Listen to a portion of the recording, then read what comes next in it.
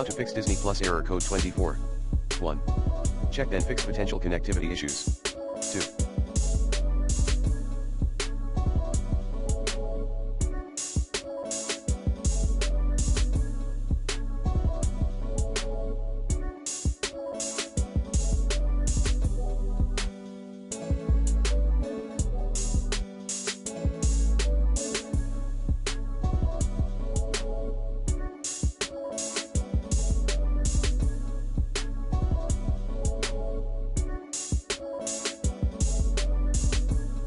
Restart your router and modem. 3. Find a perfect spot for a router. 4.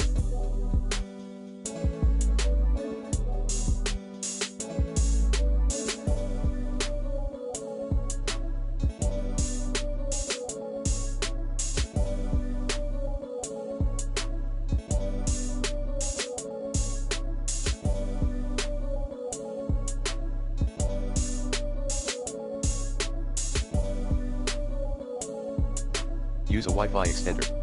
5. Delete and reinstall the Disney Plus app.